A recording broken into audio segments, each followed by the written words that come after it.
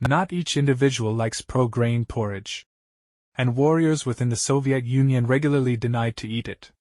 In any case, the Service of Defense of the Soviet Union never took this detest of pro-grain porridge under consideration. And not at all, since the generals hated their soldiers. So why was pro-grain the most dish within the Soviet armed force? Let's figure it out. Beginning within the 1940s, the everyday cereal proportion for Soviet soldiers was from 120 to 150 grams, and what kind of cereal the porridge ought to be made of was never indicated within the administrative documentation on sustenance. But pro-grain got to be the most porridge of the Soviet armed force for a reason. Pro-grain was chosen based on a combination of positive components. Firstly, pro-grain porridge is exceptionally solid. It contains numerous vitamins and minerals.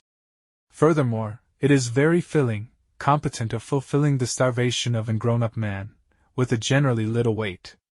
Thirdly, a mid-long-term capacity, pro-grain is less harmed by bothers, and the cost of pro-grain is very low, which is exceptionally critical when giving nourishment to a gigantic number of individuals on a continuous premise.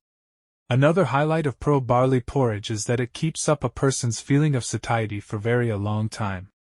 In this respect, it is indeed prevalent to buckwheat porridge. Within the conditions of military service, such a subtlety is additionally exceptionally vital, since it is exceptionally troublesome to do anything well on a purged stomach, particularly when it comes to physical and mental work. With all this, as of now famous, not one or the other warriors nor officers of the Soviet armed force preferred pro-barley porridge. All since pro-grain has one drawback.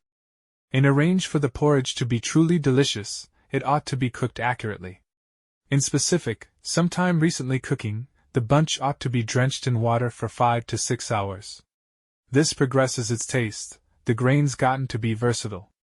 But of course, in most cases, armed force cooks seem not manage this, and regularly essentially did not need to squander time and exertion on such delights.